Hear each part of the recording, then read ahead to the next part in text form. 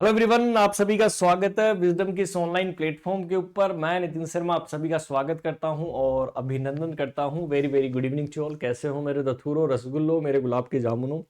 सब लोग आ जाइएगा क्लास के अंदर। एक इंपॉर्टेंट क्लास, जैसा कि मैं आप सभी के लिए डेली क्लास कंडक्ट करवाता हूं, एक इंपॉर्टेंट सेशन कंडक्ट करवाता हूं और डेली एक ना एक टॉपिक आपके लिए पढ़ाता हूं।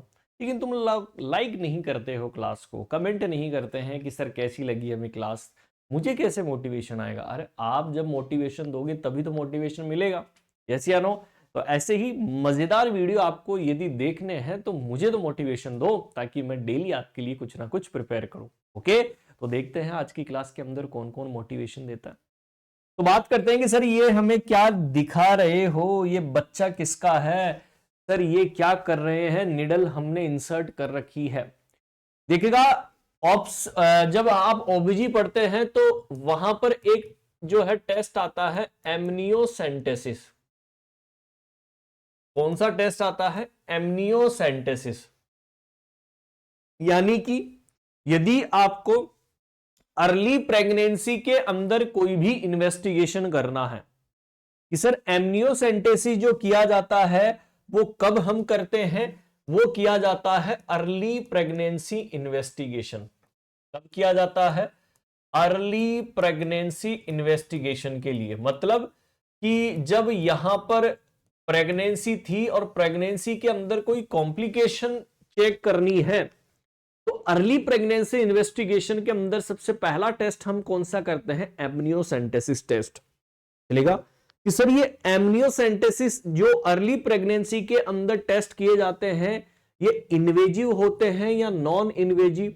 देखिएगा, दो टर्म आती है, एक आती है नॉन इन्वेजिव, एक कौन सी आती है? नॉन इन्वेजिव, और एक आती है इन्वेजिव। क्लियर है?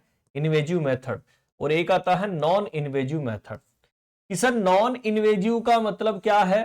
कि नॉन इन्वेजिव का मतलब यह होता है कि यदि आपने कोई भी चीर फाड़ नहीं किया है, आपने सीधा बॉडी के अंदर नहीं गए हैं, आप केवल बाहर से ही क्या कर रहे हैं? प्रोसीजर यदि कर रहे हैं। आप सभी लोगों ने अल्ट्रासोनोग्राफी जरूर करवाई होगी। तो अल्ट्रासोनोग्राफी जो होती है वो एक तरीके का क्या है दोस्तों? नॉन इन्वेजिव मेथड होता है। लेकिन जब मैं आपको एमनियोसेंटेसिस पढ़ाऊंगा तो एमनियोसेंटेसिस के अंदर देखो, निडल इंसर्ट की गई है, बॉडी के अंदर डाली गई है। इसका मतलब ये एक तरीके का कौन सा मेथड होता है? इन्वेजिव मेथड होता है। क्लियर है? तो बताते हैं कि जितने भी अर्ली प्रेगनेंसी इन्वेस्टिगेशन की जाती है वो सभी क्या होते हैं? इन्वेजिव मेथड होते हैं। कि सर अब आपने ये बोला कि अर्ली प्रेगनेंसी के अंदर इनको टेस्ट करते हैं, तो सर कब करते हैं? ठीक है, तो आप क्या आंसर करोगे? Before 20 week. ठीक है, कि जब प्रेगनेंसी 20 वीक की होने वाली है उससे पहले हम क्या करते हैं? ये वाले टेस्ट परफॉर्म करते हैं। अभी तक मैं एमनियोसेंटेसिस के ऊपर नहीं गया हूं, मैं केवल आपको अभी अर्ली प्रेगनेंसी इन्वेस्टिगेशन के अंदर एमनियोसेंटेसिस हम पढ़ेंगे कि सर ये एक तरीके का इन्वेजिव मेथड होता है, नॉन इन्वेजिव नहीं है। ठीक है, सोनोग्राफी जब पढ़ोगे वो तो नॉन इन्वेजिव है बाहर से। सर ये कब डन किया जाता है एमनियोसेंटेसिस? बिफोर 20 वीक जो जेस्टेशन होता है उसके ऊपर हम क्या करने वाले हैं? ये टेस्ट करते हैं। चलेगा, स्टार्ट करते हैं बिना किसी देरी के। आप एक बार ये डायग्राम देखिएगा, इस डायग्राम के माध्यम से हम समझते हैं कि क्या क्वेश्चन बन सकता है। चलेगा, आप सभी जानते हैं कि ये बच्चा है और ये एमनियोटिक कैविटी है। इस एमनियोटिक कैविटी के अंदर जो है फ्लूइड भरा हुआ है और उस फ्लूइड को हम क्या बोलते हैं? एमनियोटिक फ्लूइड बोलते हैं। क्या बोलते हैं? Amniotic fluid. कि एमनियोसेंटेसिस का मतलब क्या है? कि सर हमने एमनियोटिक कैविटी के अंदर एक निडल इंसर्ट करी है और निडल इंसर्ट करने के बाद हमने एस्पिरेशन कर लिया एमनियोटिक फ्लूइड का, तो वो वाली कंडीशन क्या कहलाती है? एमनियोसेंटेसिस कहलाती है। वो क्या कहलाती है? एमनियोसेंटेसिस के नाम से हम जानते हैं। क्लियर है? ये देखिएगा डायग्राम के अंदर कि आपने निडल इंसर्ट करी है। ओके, एमनियोटिक कैविटी है। हमेशा याद रखना, ये अल्ट्रासोनोग्राफी की प्रोब हमेशा लगाते हुए फिर हम निडल इंसर्ट करते हैं। क्योंकि गलती से ब्लेडर के ऊपर आपने परफोरेट कर दिया, गलती से बच्चे के हेड के अंदर ही परफोरेट कर दिया, तो मे बी कंजेनाइटल एब्नॉर्मलिटी हो सकती है। इसलिए एमनियोसेंटेसिस को करते टाइम हमें क्या ध्यान में रखना है, अल्ट्रासोनोग्राफी की मशीन के साथ हमें उस निडल को इंसर्ट करना है। देखो बाहर से स्किन है, यूटेराइन वॉल, और आगे एमनियोटिक कैविटी आ गई जिसके अंदर ये फ्लूइड भरा हुआ है। क्लियर है? तो एमनियोसेंटेसिस का मतलब क्या है, यदि हम हेडिंग लिखे एमनियोसेंटेसिस, एमनियोसेंटेसिस का मतलब है aspiration of the amniotic fluid. क्या बोलते हैं? Aspiration of amniotic fluid. कि यदि हमने एमनियोटिक फ्लूइड को एस्पायरेशन कर लिया, बाहर की तरफ यदि निकाल दिया, तो उस कंडीशन को एमनियोसेंटेसिस हम बोलते हैं। कि सर आपने बोला कि ये वाले जितने भी टेस्ट होते हैं बिफोर 20 वीक, तो सर इसका मतलब इसका भी कोई आइडियली टाइम तो होगा ना? बिल्कुल सर, कि कोई आइडियल टाइमिंग होगा जिसके ऊपर हम ये वाला टेस्ट परफॉर्म कर सकते हैं। तो बिल्कुल सर, इसका आइडियल जो टाइम होता है वो कब हमें देखने को मिलता है? 14 से 16 वीक के ऊपर। क्लियर है? कि आइडियली जो टाइम हम यहां पर देखने वाले हैं वो 14 से 16 वीक के ऊपर हम एमनियोसेंटेसिस की प्रक्रिया करते हैं।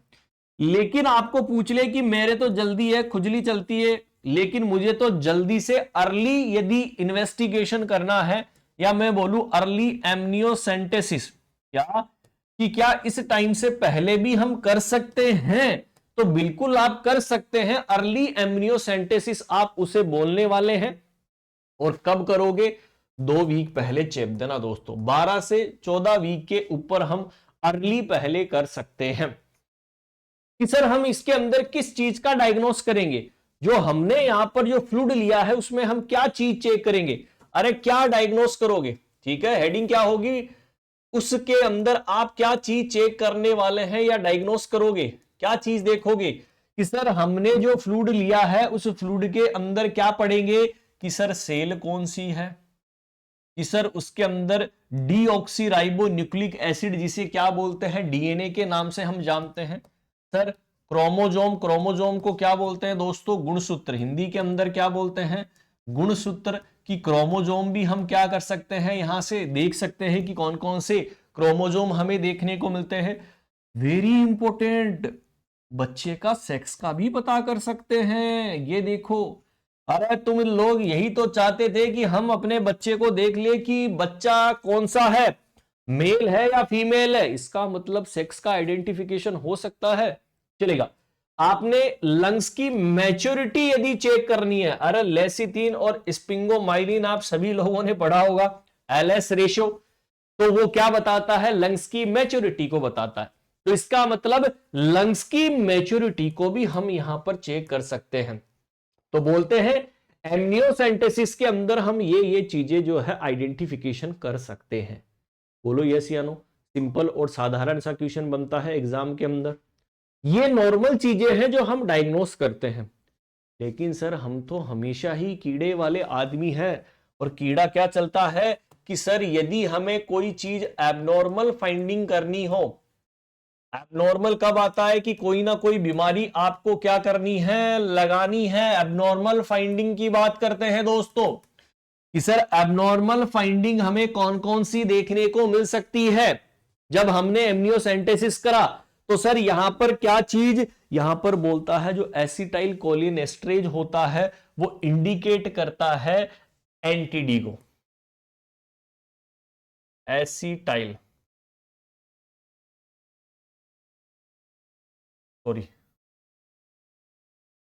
एसिटाइल कोलिन एस्ट्रेज वो क्या चीज इंडिकेट करता है? वो इंडिकेट करता है NTD. Very very important, NTD. NTD की फुल फॉर्म क्या होती है? Neural tube defect. आप सभी लोगों ने स्पाइना बाइफिडा ओकल्टा पढ़ा होगा, और बोलते हैं कि जो न्यूरल ट्यूब का डिफेक्ट यदि आपको चेक करना है तो आप वहां पर एसिटाइल कोलिन एस्ट्रेज जो पाया जा रहा है वो एबनॉर्मल फाइंडिंग है। और वो आपको क्या बताने वाला है दोस्तों? क्या बताने वाला है दोस्तों? कि वो हमें बताएगा कि एनटीडी हमें देखने को मिला। क्या देखने को मिला? न्यूरल ट्यूब डिफेक्ट हमें देखने को मिल सकता है। Is that clear? ठीक है, चलिए आगे बताइए कि सर इनहिबिशन प्रोटीन ए, एक प्रोटीन होती है इनहिबिशन प्रोटीन ए, यदि एबनॉर्मल पाई गई इनहिबिशन प्रोटीन ए, कि यदि इनहिबिशन प्रोटीन ए यदि पाई गई तो इसका मतलब यह बताता है कि इंट्रायूटेराइन ग्रोथ रिटार्डेशन, ठीक है, IUGR क्या बोलते हैं, या डाउन सिंड्रोम को बताएगा। इसको बताएगा डाउन सिंड्रोम को। देखो इंपॉर्टेंट क्वेश्चन बनते हैं दोस्तों, रटना नहीं है, चीजों को समझना है। किस चीज को बताएगा? डाउन सिंड्रोम, कि इंट्रायूटेराइन ग्रोथ रिटार्डेशन या डाउन सिंड्रोम को यदि इनहिबिशन प्रोटीन ए यदि एबनॉर्मल तरीके से यदि पाई गई तो सर हम इस कंडीशन के अंदर कौन सी चीज चेक करेंगे कि सर हम बोलने वाले हैं कि sir inhibition protein A IUGR और डाउन सिंड्रोम को बताती है। क्लियर है? वेरी वेरी इंपॉर्टेंट है। तो नॉर्मल चीजें क्या डायग्नोस करते हैं वो भी मैंने बताई, और एबनॉर्मल चीजें कौन कौन सी डायग्नोस करते हैं वो भी मैंने आपको बताई।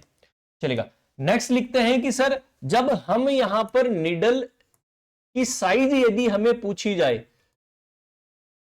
क्या यदि हमें एग्जाम के अंदर निडल की साइज पूछी जाए कि कौन सी निडल की साइज जो है हमें देखने को मिलती है, यदि आपको क्वेश्चन पूछा जाए कि जो निडल है उसकी लेंथ जो है वो हम कितनी रखें, निडल की साइज भी इंपॉर्टेंट है, ठीक है, निडल की लेंथ कितनी है और कितना अमाउंट जो है हम यहां से उस एमनियोटिक फ्लूइड को बाहर निकालेंगे, कितना लेंगे, ताकि हम आइडेंटिफाई कर सके, उन सभी चीजों को डायग्नोस कर सके। तो बात करते हैं कि जो निडल हम इंसर्ट करने वाले हैं उसकी साइज जो रखी जाती है वो 18 गोज का निडल होती है।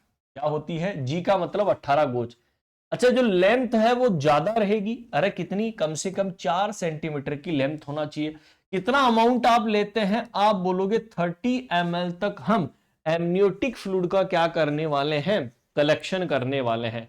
आई होप आप सभी को समझ में आ गया कि कौन सी निडल की साइज हम काम में लेंगे, निडल की लेंथ कितनी होती है, अमाउंट हमें कितना लेना है। क्लियर है? एक छोटा सा वीडियो मैं आपको दिखाता हूं, उसमें देखिएगा कि क्या क्या क्वेश्चन आपके एग्जाम के अंदर बनते हैं। एमनियोसेंटेसिस का ही है, देखो सैंपल यूज है, ये देखिएगा, ये अल्ट्रासोनोग्राफी है, ठीक है, क्योंकि बच्चे के अंदर हम जब निडल इंसर्ट करेंगे तो ध्यान में रखते हुए करेंगे।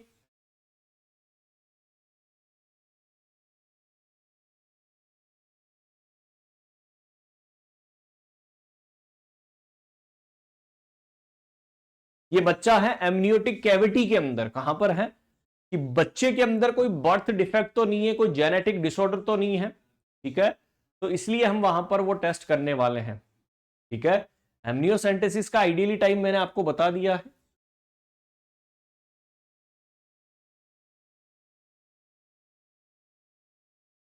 क्रोमोजोमल एबनॉर्मलिटी का पता करने के लिए करते हैं। देखिएगा टेस्ट के अंदर, ये लाइव टेस्ट है, आपको ध्यान में रखना है किस तरीके से ये प्रोब हमने लगाई है, ठीक है, अल्ट्रासोनोग्राफी की।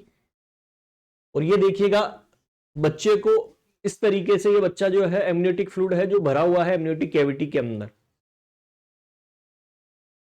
ये देखिएगा आपने निडल इंसर्ट यहां पर करी है, ओके, सामने से निडल आपने इंसर्ट करी है, ये देखिएगा, और इस तरीके से आपने क्या कर दिया दोस्तों, ये देखो निडल देखो, क्योंकि यहां पर ट्रांसड्यूसर लगाना है, नहीं तो आप बच्चे के अंदर भी घोप दोगे इस निडल को। एब्डोमिनल वॉल के थ्रू एमनियोटिक कैविटी के अंदर हमने घुसा, ये देखिए, ये अंदर की तरफ घुसेंगे, ये गया अंदर।